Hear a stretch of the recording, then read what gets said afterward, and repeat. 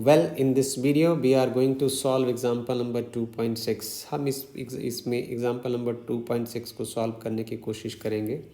इसमें है क्या बेसिकली प्रैक्टिकली ऐसा है कि आपके पास ना दो क्लॉक हैं और उन दो क्लॉक को आप चेक करना चाहते हैं कि वो क्लॉक कितने सही हैं। तो आप हर रोज़ टेस्ट करते हैं उसका एक हफ्ता भर के लिए 12 बजे के ऊपर, और उसको आप नेशनल लेबोरेटरी के ऊपर में जाकर इसको चेक करते हैं। अब हमने हर रोज़ चेक करना है और उसकी रीडिंग जो है वो मैच करनी है। तो इस तरीके के जो दो क्लॉक हैं, अब इन क्लॉक में से आपने एक को सेलेक्ट करना है। ही has said that if you are doing an experiment that requires a precision time interval, आपको एक प्रिसाइज टाइम इंटरवल चाहिए होगा मेजरमेंट में, तो आप इन दो क्लॉक में से किसको प्रेफर करेंगे यूज़ करना। तो हम सबसे पहले चलते हैं जी आपको लेकर हम नेशनल लेबोरेटरी में। नेशनल लेबोरेटरी में जो क्लॉक लगा है उसके जो 12 बज रहे हैं उसके अकॉर्डिंग हम अपने क्लॉक को क्लॉक नंबर 1 और क्लॉक नंबर 2 को चेक करने वाले हैं। हम सबसे पहले मंडे को वहाँ जाते हैं जी। मंडे को हम जाते हैं तो हमारा जब जो लैब का क्लॉक है उसके ऊपर जब 12 बज रहे होते हैं तो आपका क्लॉक नंबर 1 जो है वो 12:05 पर फिट होता है। इसका मतलब वो ओवर एस्टिमेट कर देता है टाइम को बाई 5 सेकेंड, यहाँ देख सकते हैं आप। और उसी तरीके से जो क्लॉक नंबर 2 है, चलो पहले हम क्लॉक नंबर 1 की बात करते हैं। फिर आप मंगलवार को जाते हैं तो जब आप नेशनल लेबोरेटरी के क्लॉक के ऊपर 12 बजते हैं तो आपका क्लॉक जो है 12:01 और 15 दिखाता है। तो मतलब वो 75 सेकेंड फालतू दिखाता है। और बुधवार के दिन वो कुछ कम दिखा देता है। अब उसमें जो मेजरमेंट में या उसकी जो डिज़ाइनिंग है उसमें कहीं ना कहीं फॉल्ट हो सकता है कि उसमें फ्लक्चुएशन आती है 24 घंटे में। अब देखिए यहाँ वो 52 सेकेंड कम दिखा रहा है। और वीरवार के दिन वो आपको एक मिनट और 50 सेकेंड फालतू दिखाता है, मतलब 110 सेकेंड का फ़र्क डाल देता है। और फ्राइडे के दिन वो फिर कम दिखाता है तो 45 सेकेंड पीछे दिखाता है। और सैटरडे के दिन वो 1 मिनट और 30 सेकेंड ज़्यादा दिखाता है, तो ये 90 सेकेंड जो है वो ज़्यादा दिखा देता है। और संडे वाले दिन वो 1 मिनट और 19 सेकेंड फालतू दिखाता है और इसके बनते हैं 79 सेकेंड।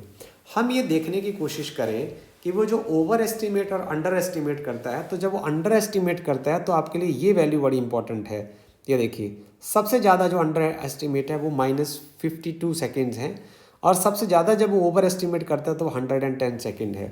और इन दोनों वैल्यू के बीच का जो डिफरेंस है, जो फ्लक्चुएशन है मिनिमम और मैक्सिमम के बीच में, वो है 162 सेकेंड। ये हमें बड़े ध्यान देने वाली बात है। ओके, अब हम चलते हैं क्लॉक नंबर 2 के ऊपर। देखिए हमारा जो तरीका है कि हमारे पास एक रेफरेंस 12 बजे हम अपने क्लॉक को चेक कर रहे हैं, पर आपका जो क्लॉक है उससे लगभग 2 घंटे के राउंड अबाउट, जो 1 घंटा 45 मिनट के राउंड अबाउट जो सीधा ही पीछे रहता है। ठीक है, तो हम ऐसा करते हैं कि हम 10:15 14 15 15 15 14 हम 10:15 के आसपास उसको पहले फिट कर लेते हैं, क्योंकि हम सीधा यदि 2 घंटे उसको इंक्रीज़ कर देंगे तो वो 12:15 और 12:14 12:15 इस तरीके से फिट हो जाएगा। तो हम सबसे पहले स्टैंडर्ड रखते हैं कि 10:15। तो पहले वो फालतू मापता है। देखिए हमने निकालना है कि ओवर एस्टिमेट और अंडर एस्टिमेट के बीच में कितना डिफरेंस रहता है। तो पहले यदि हम 10:15 बजे को रेफरेंस माने तो ये आ जाएगा 6 सेकेंड फालतू दिखाएगा। जब तो 10:14 और 59 सेकेंड के ऊपर वो 1 सेकेंड कम दिखाएगा।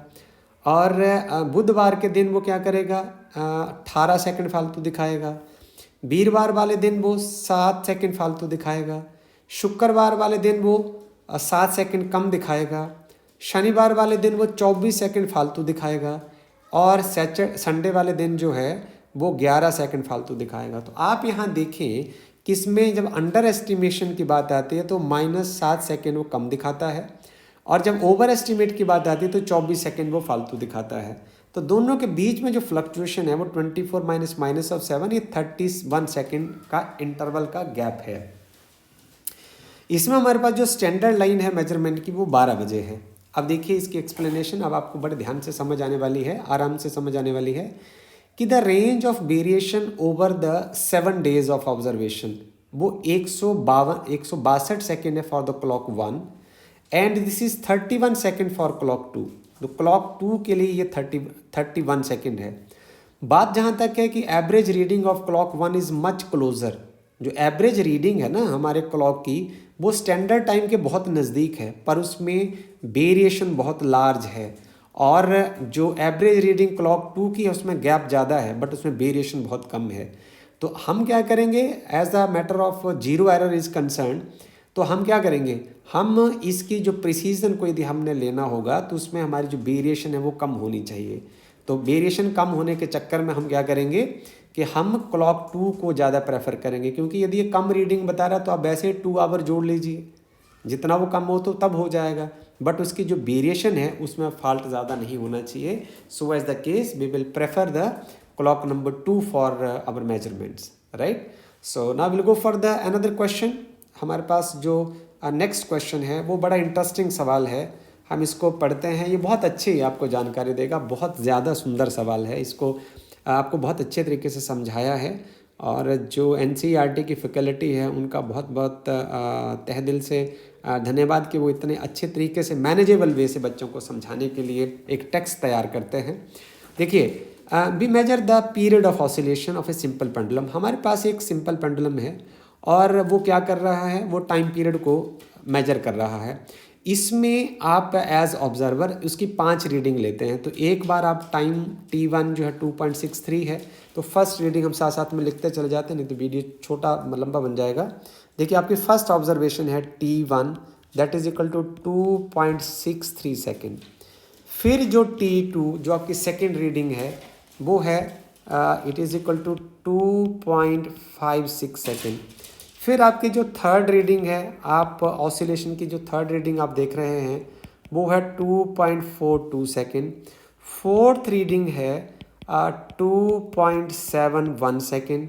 और जो फिफ्थ रीडिंग है T5 this is equal to 2.80 second. आपने क्या किया, आपने 5 बार एक सिंपल पेंडुलम जो इस तरीके का है, जिसकी जो एक पॉइंट ए से वो शुरू करता है और दूसरे पॉइंट तक जाता है, और ये रही उसकी कोई मीन पोजीशन, राइट। और इस मीन पोजीशन से गो थ्रू वो ए टू बी और बी से ओ, ए से ओ से बी से ओ और वापस ए तक आता है। इस तरीके के आप 5 ऑब्जर्वेशन लेते हैं। अब आप क्या माने जी कि कौन सा इसमें जो आपकी मेजरमेंट है वो सही है, क्योंकि हमने पढ़ा है कि जितनी भी मेजरमेंट आप लेते हैं उसमें एक अनसर्टेनिटी इन मेजरमेंट रहती है, उसको हम एरर कहते हैं। तो हम ऐसा करेंगे कि इसका मीन निकाल लेंगे और वो आपकी फाइनल रीडिंग हो जाएगी, उसको मैं ट्रू वैल्यू कह दूंगा। अब टी मीन क्या हो गया, आप सब इनको जोड़ दीजिए। This is 2.63 2.56 plus 2.42 plus 2.71 plus 2.80। आपने इन सब को जोड़ दिया, ये सेकंड में आ जाएगा इसका आंसर, और डिवाइड बाय आपके पास 5 रीडिंग है, आपने डिवाइड बाय 5 कर दिया। अब आपके पास जो एक मीन वैल्यू आई है, ये आपके पास इसको ट्रू ऑब्जर्वेशन माना जाएगा। ये जोड़ने के बाद आएगा 13.12 डिवाइडेड बाई 5 सेकेंड, और ये भाग करने के बाद आ जाएगा 5 दूना 10 और 3 5 6 के 30 और 31 बने 12 और 5 दूनी 10 10 2 12 बने 20, अब 5 चौके 20, इतने सेकंड आ जाएगा। बट हम इसका जो आंसर है वो 3 सिग्निफिकेंट फिगर्स तक लिखेंगे, तो ये आपके पास आ जाएगा 2.62 सेकेंड।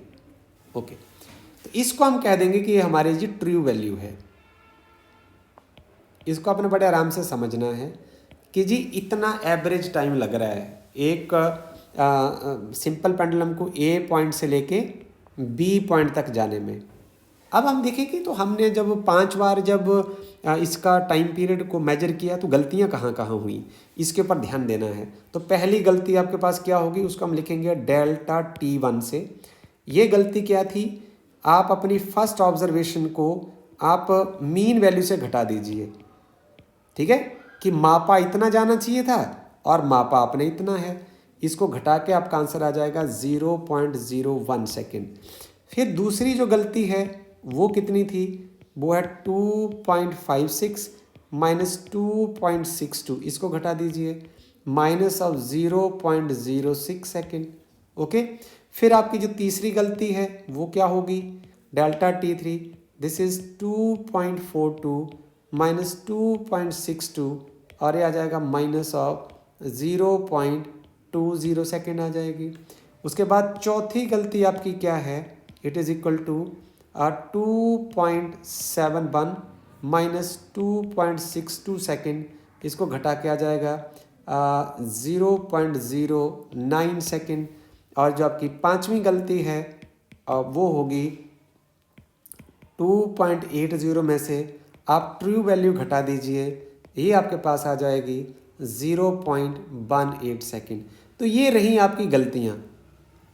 अब हम किसको फाइनल गलती माने, ये फिर समस्या है। हम इसको फाइनल गलती किसी को नहीं मानेंगे, हम इसका एवरेज निकाल देंगे कि भी हमारे पास हमसे जो गलती हुई है वो इतनी गलती हुई है। ये देखो, इन गलतियों का मीन निकाल लीजिए तो ये आपके पास आ जाएगा। हाँ, ये बात ज़रूर है कि गलती में चाहे प्लस साइन आए चाहे माइनस साइन आए, हम उसका सिर्फ मैग्नीट्यूड लेंगे। इसका मतलब हम सिर्फ पॉजिटिव वैल्यू ही कंसिडर करेंगे।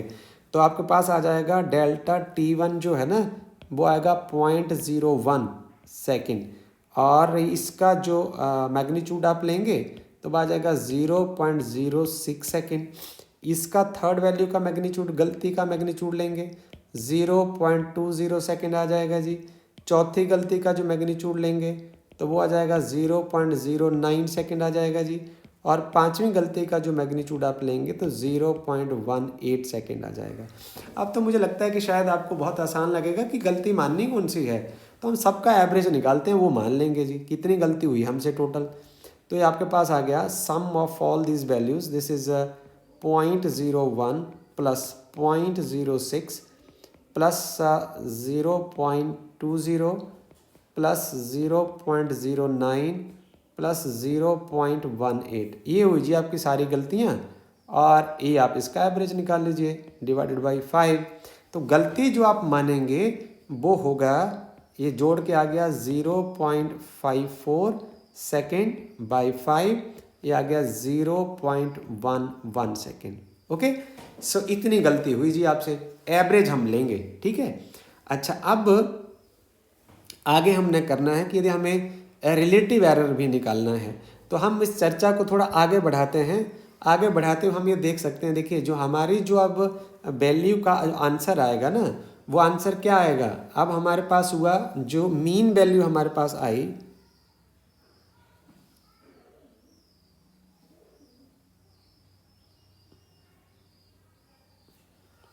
जो हमारे पास मीन वैल्यू जो आई है वो आई है टी मीन वैल्यू, वो कितनी आई 2.62 सेकेंड। और जो मीन गलती हमारे पास आई है उसका मीनिंग क्या है 0.11 सेकेंड। ओके, तो जो फाइनल वैल्यू है ना वो क्या हो सकती है, तो टी क्या हो सकता है, वो हो सकता है टी मीन और plus minus delta T mean, ऐसे ही पढ़ा था हमने। तो वो आएगा 2.62 सेकेंड और प्लस माइनस 0.11 सेकेंड। मतलब क्या हुआ कि हमारे पास हो जाएगा 2.62 माइनस 0.011, एक ये is less than 2.62 is less than 2.62 plus 0.11। तो इसके बीच में इसकी जो वैल्यू है वो एग्जिस्ट करेगी। ओके, अब इसमें जो एरर है, ये एरर आपको ये बताती है कि जो हर 10 सेकेंड के पास, ये देखें ना, आप इसको एरर को थोड़ा समझने के लिए हम कोशिश करें तो उसको हम करेंगे 0.11 सेकेंड जो है वो एरर आई है। तो हम ये कहें कि ये 11/100 हो गया, ठीक है। तो उसमें हर 10 पॉइंट के बाद एक एरर आएगी, right, after every 10 second. So this means आप यहाँ पढ़ेंगे as the arithmetic mean of all the observe absolute error is 0.11 second, so there is already an error in the 10th of a second. ठीक है, 10th of second के ऊपर जैसे 100 में से 10 आ गया ना, ये तो 1 में से 10 में से 1 आ जाएगा, तो every 10th of the second there is error. So there is जितना टाइम इंटरवल है, इसका मतलब हर 10 सेकेंड के बाद जो है एक एरर बन रही है। ठीक है, ये मतलब हुआ इसका, आप समझ गए होंगे। सो ये 100 में से यदि 11 सेकेंड के ऊपर एरर बनती है तो 10 में से 1 बनेगी। So hence there is no point of giving a period of 100 So a more correct way to write this expression is now this t is equal to 2.6 plus minus 0.1। क्यों? क्योंकि हर 10 में से फिर एक एरर आएगी तो गलतियां नहीं तो बढ़ती चली जाएंगी। सो इट इज़ बेटर है कि आपको सिर्फ इसके 10th प्लेस पर तक ही लिखना है, यूनिट 10th प्लेस पर नहीं लिखना है, यूनिट प्लेस तक लिखना है। Note that the last numeral is 6 and this is unreliable and since it may be anything because there is error. ये 5 भी हो सकता है, 7 भी हो सकता है। यदि इसमें से प्लस होगा तो 7 हो जाएगा, माइनस होगा तो 5 हो जाएगा। Okay, so in this case the two significant figures are, one is 2 and another reliable is 6, right? So we can close this. So if you have to find now the relative error, तो relative error हमारे पास क्या हो जाएगी? जो relative error होगी वो होगी this is delta t mean divided by t mean, यही होता है ना। तो ये आपके पास आ जाएगी दिस इज 0.1 और नीचे आ जाएगा 2.6। और यदि हम कहें कि हमने परसेंटेज रिलेटिव एरर निकालना है तो आप इसको 100 से मल्टीप्लाई कर दीजिए। दिस इज 2.6 इंटू 100 और ये सॉल्व करने के बाद आ जाएगा 4%। So this is all about this video. I am going to close it, and if you do have any question you can write in the comment box. Thank you.